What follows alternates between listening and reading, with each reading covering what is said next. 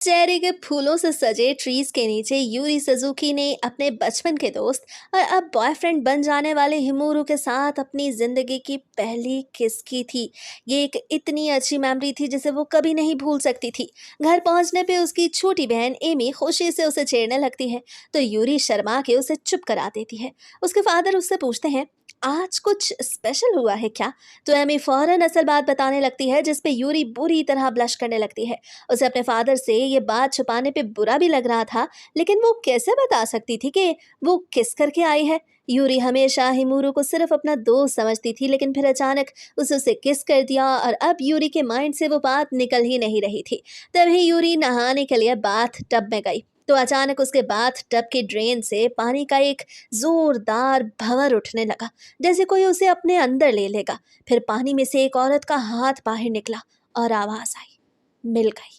इसके बाद कई हाथ बहुत ही डरावने अंदाज में यूरी को अपनी तरफ खींचने लगे। यूरी हेल्प के लिए चीखी मगर तब तक तो बहुत देर हो चुकी थी। लेकिन रुको रुको रुको, ये सब तो सिर्फ एक मजाक था। अचानक उसकी बहनें उसे पानी से बाहर निकालती हैं। यूरी डरने लगती है और पानी से बुरी तरह खांस रही होती है। वो बाथ टब से बाहर निकली और डरी हुई नजरों से पीछे मुड़ के उसे देखने लगी। कुछ देर बाद यूरी और हिमोरू अपनी फिल्म खत्म करके आराम कर रहे थे और अब खाना खाने के लिए बाहर जाने वाले थे। लेकिन जैसे ही यूरी ने एक छोटे से पानी के गड्ढे पे कदम रखा, उसी गड्ढे से वही हाथ दोबारा बाहर निकला और इस बार यूरी को अपनी तरफ खींच ही लिया। इससे पहले कि वो एक भी लफ्ज बोल पाती, वो हाथ उसे अपने साथ ले गया। हिमोरू को तो समझ ही नहीं आ रहा था कि वो क्या करे। इधर वो हाथ यूरी को मुसलसल खींच रहा था, लेकिन यूरी ने पूरी ताकत से खुद को छुड़ाया और रोशनी की तरफ तैरने लगी। जब वो पानी से बाहर निकली तो वहां मौजूद लोग खौफ से उसे देख के पीछे हट गए। उनके कपड़े बहुत पुराने जमाने के थे और वो एक ऐसी जुबान बोल रहे थे जिसे यूरी बिल्कुल नहीं समझ पा रही थी। उसे जरा भी अंदाजा नहीं था कि वो कहाँ आ गई है। तुम लोग भी समझ गए होगे कि वो एक वर्ड से दूसरे वर्ड में चली गई थी। वो औरत जिसने यूरी को इस दुनिया में खींचा था वहां से भागते हुए कह रही थी कि यूरी 6 बाकी रह जाने वाले चश्मों में से किसी एक चश्मे पे होनी चाहिए। उन्हें हर हाल में उस लड़की को तलाश करना था। यूरी उस पुराने शहर की गलियों में भागती रही। वो सोच रही थी कि आखिर वो कहाँ आ गई है और उसका बॉयफ्रेंड हिमोरू कहाँ है। आखिरकार वो एक ऊंची जगह पे पहुंची और नीचे देख के उसे यकीन हो गया कि ये जगह तो उसके घर से कहीं भी करीब नहीं है और पता नहीं वो कहाँ पे आ गई है। उसे सोचा शायद वो कोई ड्रीम देख रही है या फिर एक बहुत बुरा ड्रीम। उसने आंखें बंद करके दोबारा खोली, लेकिन कुछ भी नहीं बदला, सब वैसा ही था। वो वही जमीन पे बैठ गई और कोशिश करने लगी कि जो कुछ हुआ है उसे समझ सके। लेकिन उसी वक्त सिक्योरिटी उसके पीछे आ पहुंची। यूरी फौरन दोबारा से भागने लगी। वो पूरी रफ्तार से दौड़ रही थी कि अचानक एक चादर में लिपटे हुए शख्स से जा टकराई। उस शख्स ने अपने चेहरे से चादर हटाई तो यूरी ने एक बहुत ही सीरियस और एक्सप्रेशनलेस फेस देखा। उसके बाल और आंखें गोल्डन कलर के थे, यानी ब्लॉन्ड। यूरी के पास छुपने की कोई जगह नहीं थी, इसलिए उस शख्स ने अचानक उसे अपनी तरफ खींचा और उसे किस कर दिया। सिक्योरिटी वहां पहुंच गई। उन्हें जमीन पर पड़ी हुई चादर नजर आई और उन्होंने उस शख्स से पूछा, क्या तुमने किसी लड़की को यहाँ से गुजरते देखा है? अब यूरी अचानक उन लोगों की जुबान समझ सकती थी। ब्लॉन्ड बालों वाले शख्स ने उन सिक्योरिटी गार्ड से कहा, माफ कीजिए, मुझे यहाँ कोई लड़की नजर नहीं आई। जब मैं अपनी बीवी के साथ होता हूँ तो मेरी पूरी तवज्जो सिर्फ उसी पे होती है। सिक्योरिटी ने उसे पहचान लिया। वो प्रिंस कियल मर्सीली था। सिक्योरिटी ने उससे मजीद सवालात किए, लेकिन कियल ने साफ कह दिया उसे नहीं मालूम वो किस लड़की की बात कर रहे हैं। उसे कहा वो सिर्फ उस औरत के साथ वक्त गुजारा है जिसे आखिरकार उसने अपने काबू में कर लिया है, इसलिए अब उन्हें यहाँ से चले जाना चाहिए। जब वो दोनों अकेले रह गए तो कियल ने यूरी से पूछा कि वो किस मुल्क से ताल्लुक रखती है और क्वीन के सिक्योरिटी गार्ड्स उसके पीछे क्यों पड़े हुए हैं। यूरी ने जल्दी ही एक बात समझ ली। वो इस दुनिया के लोगों की जुबान इसलिए समझ पा रही थी क्योंकि कियल ने उसे किस किया था। कियल ने पूछा कि क्या उसे यूरी के साथ इस तरह करके उसे नाराज कर दिया है। फिर उसने कहा अगर इतना काफी नहीं था तो वो दोनों इस मामले को मजीद आगे बढ़ा सकते हैं। जिस औरत से कियल असल में मिलने वाला था वो आई ही नहीं थी और यूरी को उसकी ये बात बिल्कुल पसंद नहीं आई थी। चलो जी, एक और ब्लंडर हो गया। वो एक बार फिर भागने लगती है। जैसे ही वो रोड पे पहुंचती है तो एक औरत उसे देख के चीखने लगती है, यही है वो लड़की जो चश्मे से बाहर निकली थी। सिक्योरिटी गार्ड्स फौरन यूरी को पकड़ लेते हैं और यूरी हेल्प के लिए पुकारने लगती है।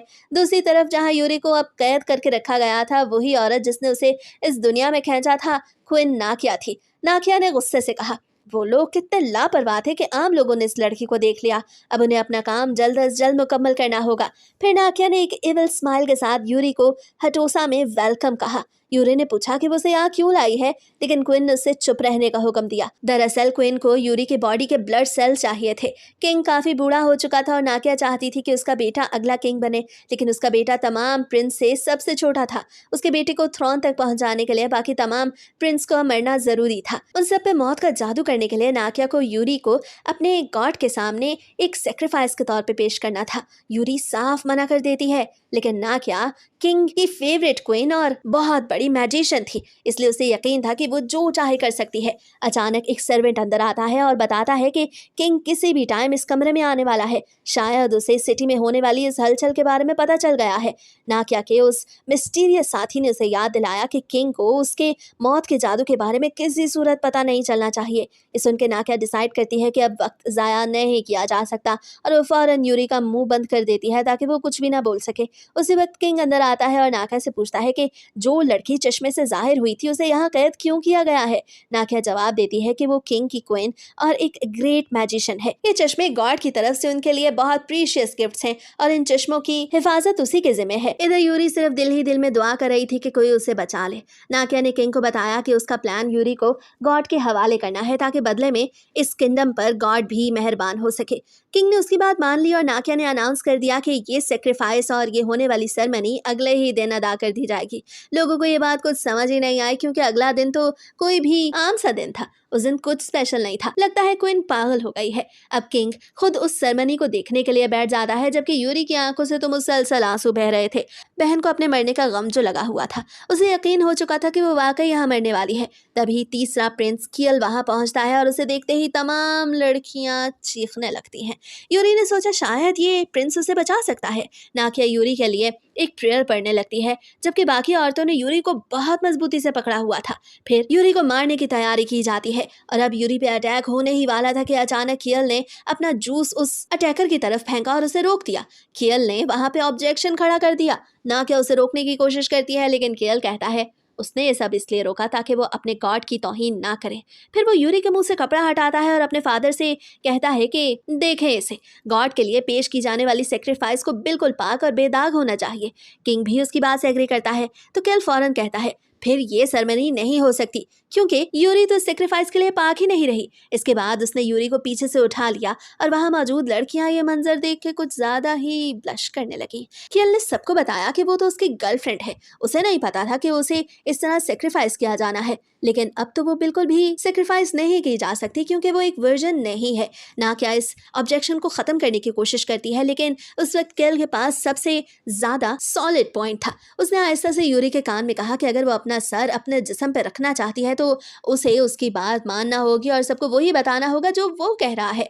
यूरी तो मरना नहीं चाहती थी, इसलिए उसे उसकी बात माननी पड़ती है और वो कहती है कि हाँ हाँ कियल बिल्कुल सच कह रहा है, हम दोनों ने एक दूसरे को किस किया था। किंग भी कियल की बात मान लेता है। अब कियल यूरी को अपने साथ ले जा रहा था और उसे अपने पास रखने वाला था। वो कहता है कि इस सेक्रीफाइस को खराब करने की जिम्मेदारी वो खुद ले लेगा और इसके बदले वो 100 वर्जन काओस को यहाँ भेजेगा। हाँ भाई, गायें, काओ। उसके फादर उसे कहते हैं कि वो सारी जिंदगी औरतों के पीछे भागता रहा है, लेकिन अब उसे भी चाहिए कि कोई अच्छी लड़की ढूंढ के शादी कर ले और अपनी जिंदगी संभाल ले। कियल जवाब देता है कि जब उसके आसपास इतनी खूबसूरत प्रिंसेसेस मौजूद हैं तो वो सिर्फ एक को चूज क्यों करे। भाई ये कियल तो बहुत ही ज्यादा बदमाश है। अब बाहर उसकी कैरेज तैयार खड़ी थी। कियल अपने सर्वेंट किकोची को बुलाता है और कहता है कि अब चलने का वक्त है। फिर वो यूरी को किकोची के हवाले करता है। अब यूरी को पता चलता है कि कियल और नाकिया एक दूसरे के साथी नहीं थे, बल्कि नाकिया कियल को अपनी राह में सबसे बड़ी रुकावट समझती थी, यानी वो दोनों दुश्मन थे। यूरी ने किकोची को बताया कि नाकिया उसे उसकी मर्जी के खिलाफ यहाँ ले आई थी और उसे बिल्कुल भी नहीं मालूम था कि वो कहाँ है। फिर वो यूरी से पूछता है कि क्या वो इजिप्ट से आई है, लेकिन इजिप्ट तो यहाँ से बहुत दूर था। किकोची उसे याद दिलाता है कि आखिरी इजिप्शियन किंग के दौर के बाद से इजिप्शियन की तो बैंड बजी हुई है और वहाँ तो सब कुछ ही खराब है। कियल कहता है कि अब उसे सब कुछ समझ आ रहा है। वो कहता है कि तूतनखामून वाकई बहुत अनलकी था। ये नाम सुनते ही यूरी को चौंक जाती है। वो जानती थी कि ये नाम तो एक किंग का है और वो बहुत छोटा था और कियल से भी शायद छोटा था। अब यूरी को डाउट होने लगता है कि शायद वो वाकई मिडल ईस्ट में आ गई है, लेकिन वो भी पुराने वाले। उसे लगता है जैसे ये सब कुछ कोई एक बहुत डरावना मजाक है। उसके पेरेंट्स, उसकी बहनें, हिमोरू सब उससे दूर हो चुके थे। यूरी ने कियल से रिक्वेस्ट की कि वो उसे वापस भेज दे, वो सिर्फ अपने घर वापस जाना चाहती है। अब यहाँ हमें पता चलता है कि हिटोसा हिटी किंगडम का कैपिटल है, जो 14th सेंचुरी में मौजूद था। इसका मतलब कि यूरी बाजी 14th सेंचुरी में पहुंच चुकी हैं। और ये एक ऐसी लड़की की कहानी है जो बहुत ही गर्म हवाओं वाली जगह में जिंदगी गुजारती है, जहाँ पे रेड रिवर बहता है। एक लम्हा पहले वो अपने सबसे ज्यादा फेवरेट लड़के के साथ अपनी पहली किस की खुशी मना रही थी, और अगले ही टाइम वो एक मिस्टीरियस हाथ के पानी से निकलने के बाद एक ऐसी किंगडम में पहुंच चुकी है जो 14th सेंचुरी में मौजूद है। ये कैसी स्टोरी है? यहाँ एक ऐसी बेरहम क्वीन उसके खून की सेक्रीफाइस देकर अपने बेटे को थ्रोन तक पहुंचाना चाहती है। अब यूरी के जिंदा बचने का वाहिद रास्ता एक खतरनाक, हद तक दिलकश प्रिंस था, जिसने उसे ये कह के बचाया कि वो लड़की पहले ही उसकी हो चुकी है। समझ रहे हो ना कि वो क्या करने वाला है? लेकिन घर वापस जाने के लिए यूरी को उसी क्वीन का सामना करना होगा जो उसे मारना चाहती है। और जैसे जैसे ये प्रिंस यूरी की हिफाजत के लिए बार बार अपनी जान खतरे में डालता है, तो यूरी के दिल से वो बॉयफ्रेंड भी आहिस्ता आहिस्ता दूर होने लगता है जिसे वो पीछे छोड़ के आई थी। समझ रहे हो ना कि यूरी क्या करेगी? अब हजारों साल पास्ट में फंस जाने वाली यूरी को क्वीन के खतरनाक मैजिक से बचना होगा, इससे पहले कि उसकी मदद करने वाले हर शख्स को उसकी कीमत अपनी जान से चुकानी पड़े। और अगर तुमने वीडियो को लाइक और मेरे चैनल को सब्सक्राइब नहीं किया, तो इसकी कीमत तुम्हें चुकानी पड़ेगी, और मैं तुम पे एक जादू कर दूंगी। खैर, जादू ये होगा कि अगर तुमने सब्सक्राइब नहीं किया तो मैं इस एनिमे की मजीद वीडियोस नहीं बनाऊंगी, इसे जल्दी से सब्सक्राइब कर लो। अब चलते हैं कहानी की तरफ। दूसरी तरफ नाकिया नहा रही होती है। उसने अपने साथी को ऑर्डर किया कि वो काला पानी लेके आए और उसे कियल के पैलेस भेज दे। इधर यूरी सितारों भरे आसमान को देख रही थी और सोच रही थी कि आखिर ये सब उसी के साथ क्यों हो रहा है। इससे पहले जब उसे कियल से उसे घर वापस भेजने की रिक्वेस्ट की थी, तो कियल ने उससे पूछा था कि क्वीन ने उसे किडनैप क्यों किया। यूरी ने उसे बताया था कि नाकिया अपने बेटे को किंग का अगला हायर बनाना चाहती है, लेकिन उसी वक्त यूरी सिर्फ अपने घर वालों के पास वापस जाना चाहती थी। मसला ये था कि उसे बिल्कुल समझ नहीं आ रहा था कि वो वापस जाए तो जाए कैसे। तभी एक लड़का उसके कमरे में आता है और उसके लिए खाना ले आता है। पहले यूरी को लगता है कि शायद वो उसकी बहन एमी है, लेकिन गौर से देखने पे उसे पता चलता है कि वो तो लड़का है। उस लड़के ने अपना नाम टीटू बताया और कहा कि कियल ने उसे यूरी की देखभाल के लिए भेजा है। वो इस बात पे बहुत एक्साइटेड था, क्योंकि कियल उससे पहले कभी किसी लड़की को अपने पैलेस में नहीं लाया था। फिर टीटू ने यूरी को एक फूल दिया, जिसे यूरी ने खुशी खुशी कबूल किया। फिर यूरी टीटू से पूछती है कि क्या किसी दूसरे बंदे को सेक्रीफाइस करके किसी को मारा जा सकता है। तो टीटू बताता है कि ऐसा करना एक क्राइम है, लेकिन उसकी बात से यूरी समझ गई थी कि ऐसा हो सकता है, लेकिन इस काम को करने के लिए कोई बहुत बड़ा मैजिशियन ही वहाँ मौजूद होगा। अगर कोई मैजिशियन किसी दूसरे शख्स को बहुत दूर की जगह से यहाँ बुला सकता है, तो फिर उसे वापस भेजने के लिए भी उसी मैजिशियन की हेल्प चाहिए होगी ना। यानी जिस बंदे ने मैजिक किया होगा, सिर्फ वो ही उस मैजिक को खत्म कर सकता है। उसी रात टीटू ने देखा कि पास ही पानी की एक बहुत बड़ी बोतल पड़ी है। उसके साथ मौजूद शख्स ने बताया कि एक पानी बेचने वाला वहां से गुजरा था, इसलिए उसने उससे वो पानी की बोतल खरीद ली। टीटू ने जब ये सुना कि वो पानी बहुत मीठा और अच्छा है, तो उसने डिसाइड किया कि अगले दिन यूरी को भी वो उसमें से कुछ पानी पिलाएगा। लेकिन जब टीटू सो रहा था, तो उस बोतल में मौजूद पानी आहिस्ता आहिस्ता बाहर आने लगा, और अजीब बात ये थी कि उसका कलर भी ब्लैक था। वो पानी रेंगता हुआ टीटू के कान में घुस जाता है और उसे अपने कंट्रोल में कर लेता है। इधर यूरी भी अपने कमरे से चुपके से बाहर आ जाती है। वो क्वीन के करीब भी नहीं जाना चाहती थी, लेकिन ना क्या ही वो अकेली बंदी थी जो उसे उसकी दुनिया में वापस भेज सकती थी। अगर यूरी को घर वापस जाना था, तो उसे हर हाल में नाकिया को फेस करना ही था। अचानक एक रस्सी यूरी की गर्दन के गिर्द लिपट जाती है। यूरी खुद को छुड़ाने की कोशिश करती है कि टीटू ऊपर से छलांग लगा के नीचे आ जाता है। उसके हाथ में मौजूद नाइफ वो यूरी की गर्दन पर रख देता है। फिर वो रस्सी काटता है और यूरी जमीन पे गिर जाती है। वो आहिस्ता आहिस्ता पीछे हटने लगती है और बेबसी से हेल्प के लिए पुकारने लगती है। दूसरी तरफ क्वीन नाकिया अपने रूम में ये सब देख रही थी। उसका साथी उसे बता रहा था कि इस सेरेमनी के लिए सिर्फ यूरी का ब्लड और वो स्पेशल चैंट पढ़ना होगा। टीटू यूरी को मारने ही वाला था कि अचानक एक एरो उसके हाथ को छूता हुआ गुजरता है। उसके हाथ से नाइफ गिर जाता है और नाकिया की नजरों से भी वो सभी कुछ गायब हो जाता है। यानी अब वो कुछ भी नहीं देख सकती थी कि वहां क्या हो रहा है। कियल फौरन टीटू की तरफ भागता है, लेकिन टीटू अपने नाइफ को उठाता है और उस पर अटैक करने की कोशिश करता है। कियल ने फौरन उससे वो नाइफ ले लिया और फिर उसके पेट पे मुक्का मारा। टीटू जोर जोर से खांसने लगा। उसके मुंह से वो काला पानी बाहर आने लगता है। उसी वक्त यूरी कियल के बाजुओं में बेहोश हो गई। जब उसे होश आया तो उसे खुद को कियल के साथ बिस्तर पे लेटा हुआ पाया। यूरी फौरन घबरा के बिस्तर से उठ के दूर हो गई। कियल ने उसे बताया कि उसे यूरी की गर्दन पे मौजूद उस वूंड पे बैंडेज कर दिया है, इसलिए वो जल्द ठीक हो जाएगी। ये सुनकर उसे सुकून होता है कि यूरी को ज्यादा दर्द नहीं हो रहा था। टीटू के बारे में कियल ने बताया कि नाकिया ने उसे अपने काबू में कर लिया था। ये बात बिल्कुल क्लियर थी कि ये सब नाकिया का ही प्लान था और वही ये सब कर रही थी। यूरी को देखते हुए कियल सोचता है कि शायद वो भी समझती है कि किसी भी मर्द के लिए किसी औरत को अपने पास रखना क्या मायने रखता है। अचानक उसने यूरी को पीछे से हक किया, जिस पे यूरी चौंक गई। कियल ने कहा कि उसे एक लाइफ पार्टनर की जरूरत नहीं है, लेकिन वो यूरी को बचाने के लिए उसे अपने साथ रख सकता है। यूरी ने कियल को बताया कि हिमोरू वो शख्स है जिससे वो मोहब्बत करती थी और जहां तक कियल की बात है तो वो उसे बिल्कुल बर्दाश्त नहीं कर सकती। ये सुन के कियल को थोड़ा बुरा लगता है, लेकिन उसी वक्त बाहर अलार्म्स बजने लगते हैं। ये अनाउंसमेंट थी कि रॉयल फैमिली के एक फर्द को कत्ल करने की कोशिश के जुर्म में टीटू को फांसी दी जाने वाली है। ये एक ऐसा क्राइम था जिसकी सजा सिर्फ डेथ थी। कियल ने यूरी को अपनी हिफाजत में ले लिया था, इसलिए अब यूरी को भी रॉयल फैमिली से ताल्लुक रखने वाला ही समझा जा रहा था। और टीटू ने उसे मारने की कोशिश की और इसी की पनिशमेंट के तौर पे उसे अब मौत दी जा रही थी। लेकिन अनफॉर्चुनेटली इस बात का कोई भी एविडेंस मौजूद नहीं था कि टीटू से ये सभी कुछ क्वीन करवा रही थी। कियल भी टीटू को मरते हुए नहीं देखना चाहता था, लेकिन वो अब लॉ के खिलाफ नहीं जा सकता था। यूरी पूछती है कि फांसी की जगह कहाँ है, क्योंकि वो टीटू को बचाने का इरादा कर चुकी थी। फांसी की जगह पे कुछ लोग इस बात पे बहुत सैड थे कि एक छोटे बच्चे को फांसी दी जा रही है, लेकिन कुछ दूसरे लोग उसे एक रॉयल फैमिली को मारने की कोशिश करने पे स्टूपिड कह रहे थे।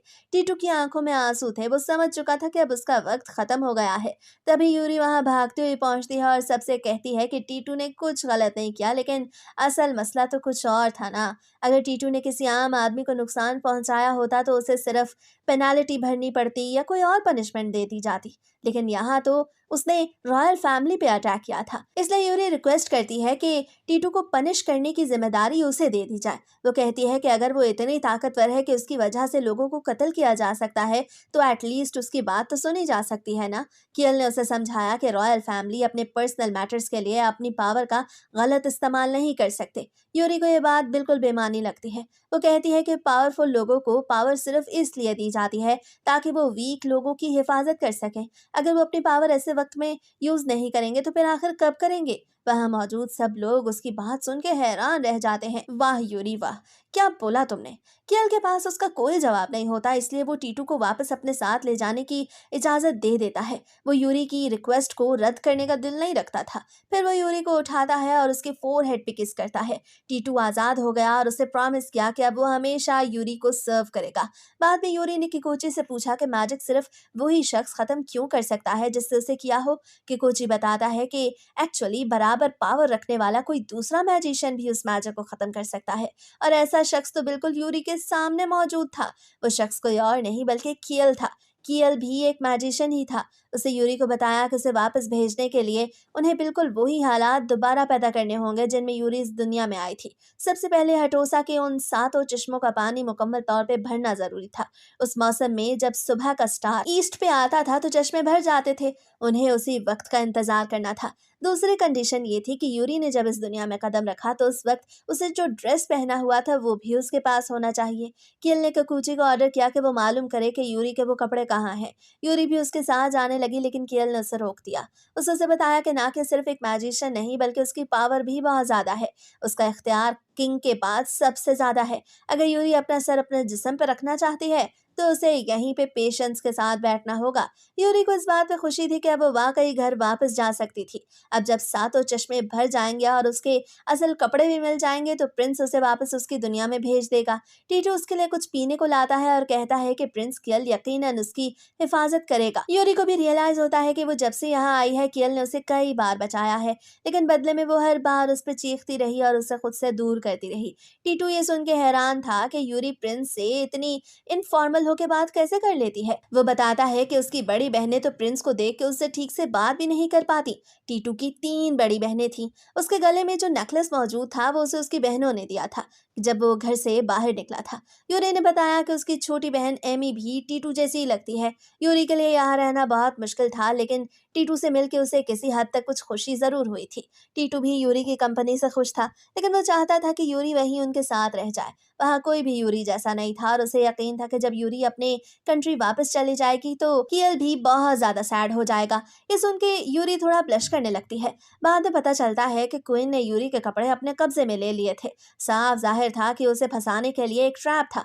अब यूरी के पास वेट करने के अलावा कोई रास्ता नहीं बचता। फिर भी यूरी को समझ नहीं आ रही थी कि उसे कियल के साथ एक ही रूम में क्यों सोना पड़ रहा है। कियल ने उसे बताया कि वो पूरे हिटोसा का सबसे फेमस फ्लर्टी प्रिंस है। वो लोगों को ये नहीं बता सकता था कि अभी तक उसने यूरी के साथ कुछ नहीं किया।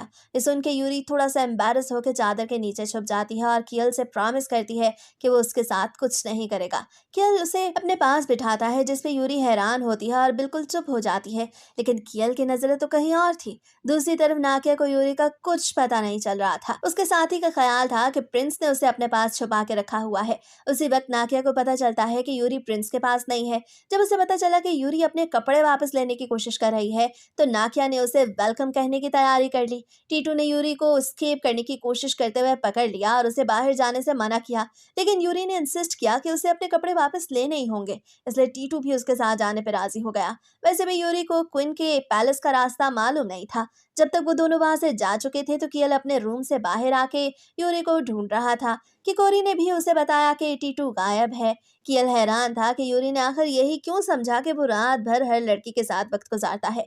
किकोरी ने कहा, भाई आपको उसे साफ साफ बता देना चाहिए था कि आप उसकी हिफाजत कर रहे हैं। हर वक्त प्ले बॉय बनने का ड्रामा करने की जरूरत क्या है। किकोरी ने यह भी कहा कि कियल यूरी के साथ बाकी तमाम औरतों की निस्बत ज्यादा खुश नजर आता है। कियल शर्मा जाता है, लेकिन वो इस बात को इग्नोर कर देता है। इधर टीटू और यूरी को बिल्कुल अंदाजा नहीं था कि कोई उन पर नजर रखे हुए है। अचानक एक सोल्जर काले पानी से बाहर आता है।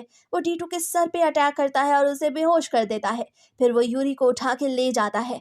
यूरी को सेक्रीफाइस करने वाली जगह पे लिटा दिया जाता है। वहां उसकी नजर अपने कपड़ों पे पड़ती है। इससे पहले कि उसके साथ कुछ भी होता, नाकिया उसे रोक देती है। यूरी अब उसका शिकार थी और नाकिया उसका सर काटना चाहती थी। अटैकर ने कहा कि यूरी की बाकी बॉडी उसे दे दी जाए ताकि वो इसे अपने प्लान के मुताबिक इस्तेमाल कर सके।